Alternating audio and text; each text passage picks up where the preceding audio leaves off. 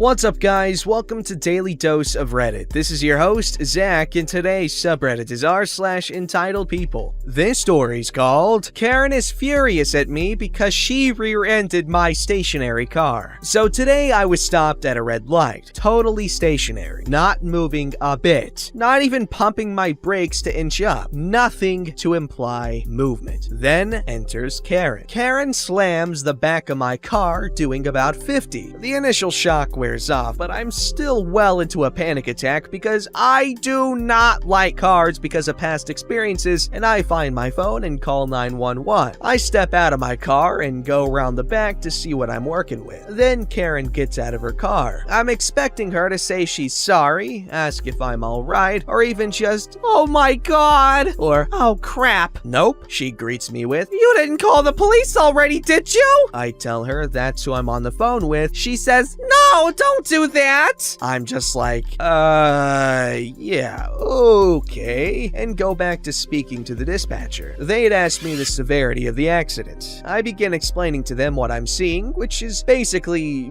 big jumbles of plastics and hunks and chunks, but I honestly don't know what's from where, and that the entire logo from her car is sitting on the ledge thingy in my bumper.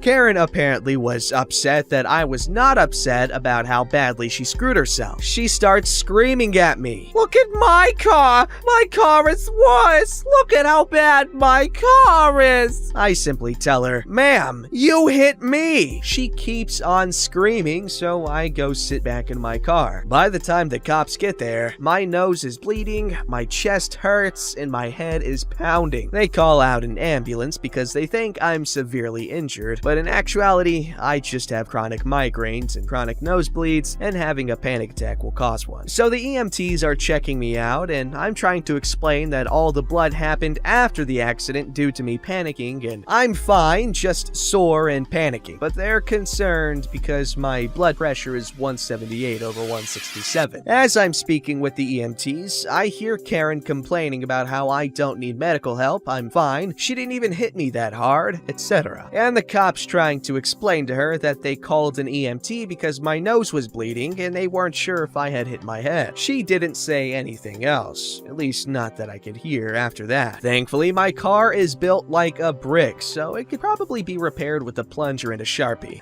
It literally got like 3 dents. Her whole front bumper is screwed. That hoe was gone. After I got home, I got the petty idea that I should have just taken her whole freaking bumper home. Just shoved that hoe in my trunk since she wanted to be a bimbo. I like this story. It's funny. Thank God it wasn't worse than it was, because 50-mile-an-hour collision is nothing to sneeze at. This story's called Pro-Trump Doesn't Equal Above the Law. Honestly, I do not want to turn this into a political debate. This lady could have very well played the other side of the coin. This isn't my story. It is my wife's, so it's secondhand. My wife works in an upper casual restaurant. Currently, we have just started a statewide ban of indoor dining. That being said, this current restaurant is still open for curbside pickup, and the front door is still unlocked for those who want to run in and grab their to-go orders at the counter. My wife noticed a woman and her young child settling down at one of the booths, so unable to take away seating like the tables, which had all their chains turned upside down, taking their coats off like they're about to get comfortable. My wife walks up and politely informs them, i.e. the mom, that indoor seating is banned right now due to that statewide law, but they're more than welcome to order from their website and have it brought to their car. "I voted for Trump!" My wife, a beat of silence before repeating the information about the ban, but she can still get her food to go. "This is stupid!" My wife allows another beat of silence before telling her a third time about no indoor seating and asking her to leave if she isn't going to order to go. The lady packs up herself and her kid and leaves in a huff. Like, seriously, how does that allow you to not follow the law? You know what kind of world we'd be living in if everyone thought and did as you do? I wish I had been there so I could tell her that she should write a letter to the governor and see where that gets her. Probably nowhere, because politicians suck, am I right, people? This story's called Karen Threatens to Scratch My Car Because I Stole Her Parking Spot. This happened about an hour ago. In the city where I live, it's really hard to find parking where you're allowed to park for longer than 3 hours. The only places you can park longer is in public parking garages, but you really need to be there before 8 a.m. because it fills up fairly quickly. I was a little late this morning, so the garage was kind of packed already. I prefer to park on the ground floor because I don't have to walk as long. I looked around for a while and actually found a single spot on the ground floor, but there was a car standing with the turn signal on just by the spot, like on the way to pull into the parking spot, but the person just stood there and was on the phone, not paying attention to me. I waited a few seconds because I don't want to be rude and snatch the spot in front of the person, but the lady in the car didn't notice me, so of course I took the spot. No reaction. Got out of the car, still no reaction. But just when I was about to leave, the lady in the car honked at me, which scared the crap out of me, and she rolled down her window. She didn't look like the typical Karen. She was in her late 30s and kind of good looking actually, until she started talking with her Karen voice. Here's the cast. Entitled lady. Me. Excuse me. I looked around confused, like I didn't understand if she was talking to me or someone else. Me? Who else, moron? You're the only one here stealing other people's parking spots. Excuse me? You know that these are public parking. There's no reserved parking spots. If it's occupied, then find another spot. But you saw that I was about to pull into that spot. No, you were on your phone for a solid 30 seconds and just stood there. But I was just answering a text and I had my blinker on. Just move your freaking car now. I need a spot on the ground floor. I have a hard time walking because I'm disabled. If you're disabled, then why aren't you parking in a handicap spot? The two by the entrance are free. But I don't have a permit for that, but that's beyond the point. Now move! If you don't have a permit, then you're probably not even disabled. That's none of your business! Why can't you just move the car? You're younger than me, so you would have an easier time walking from the second floor. I don't have time for this. I'll be late for work. I don't care. Leave then.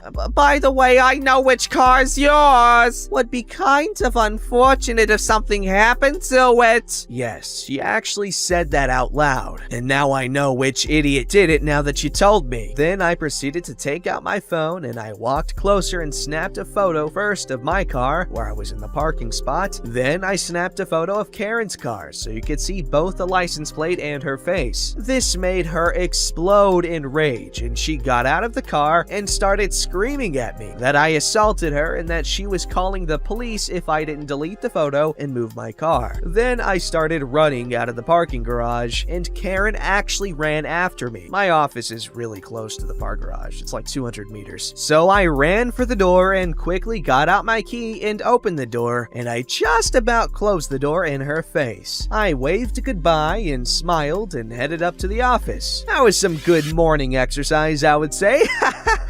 This should be a sport. Instead of running from bulls, we could run from Karens. I hope that she does not scratch my car, but if she does, I have evidence that she actually was there at the time, and there's probably cameras in the parking garage too. Update. The lady apparently tried to get into the office after I closed the door in her face. The door is always locked and we have a phone by the door that goes to the reception, but the receptionist will of course only let you in if you have an appointment with someone at the company, and you have to provide a name and time of the appointment, otherwise you won't be let in. The receptionist told me at our coffee break that some crazy lady called on the door phone and demanded to be let in. The receptionist told her the same as everyone. What's your name? With who do you have an appointment and which time? Karen came up with some broccoli salad excuse that she wanted to talk to her son. She came up with a name for her son even.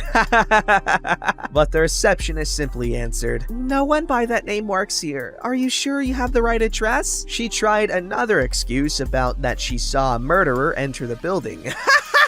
The receptionist said that she hasn't seen any suspicious people enter the office and that she should call the police instead. I told her about the incident in the garage this morning and that it was probably the same lady, and we had a good laugh about it. There's one thing I still wonder about. There's 4 different companies in this building, so you have to pick which one when you make a call on the door phone, and the company I work at is at the bottom of the list. She can't know which company I work for, so I wonder if she called all the companies and hoped to find the correct Act 1.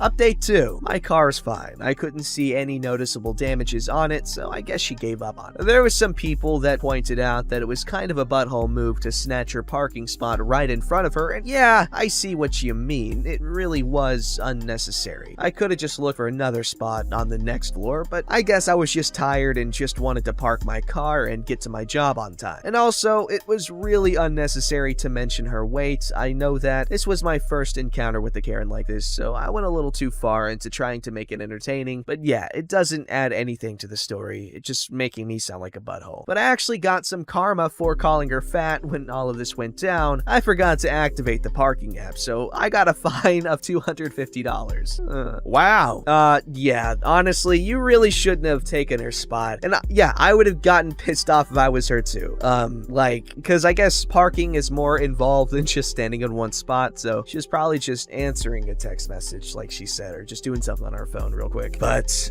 yeah, she did overreact, but what are you gonna expect? You stole someone's parking spot on the last parking spot on the first floor. I'd get pissed too. This story's called Woman Lets Her Dog Bite Mine and Says That My Dog Is Crazy. This is my first time making a story post, so please excuse the bad everything. So here's the cast. Entitled Woman, me, Entitled Man. So around my birthday in July, my aunt decided to take my sister and I to stay at a cabin with some other family. Dad, mom, grandpa, other aunt, uncle, and my dog.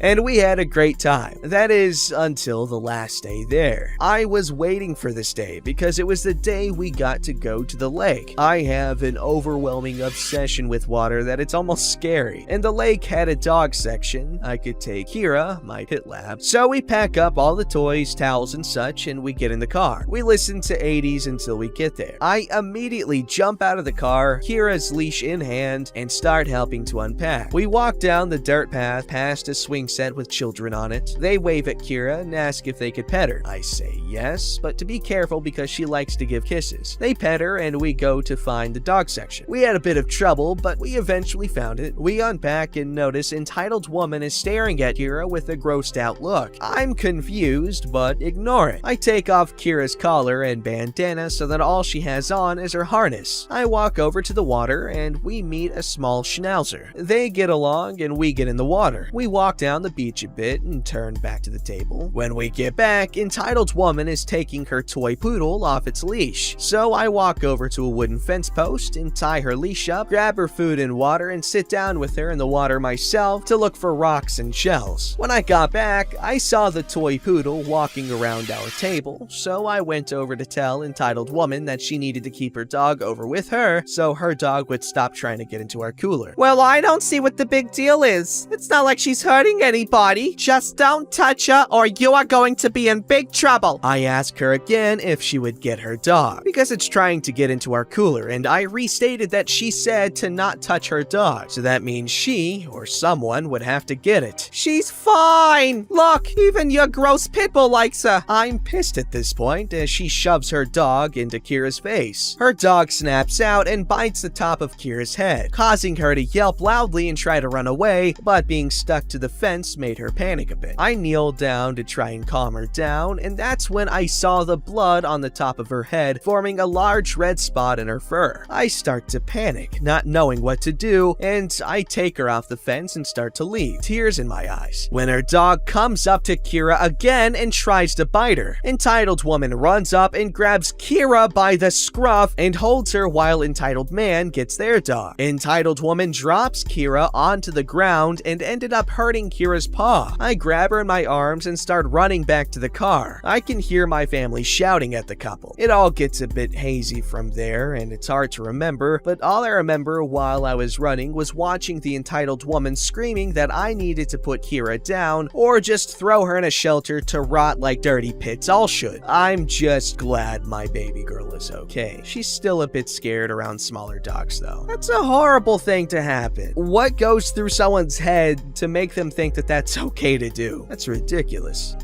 Don't forget to like, subscribe, and hit that bell to never miss an episode.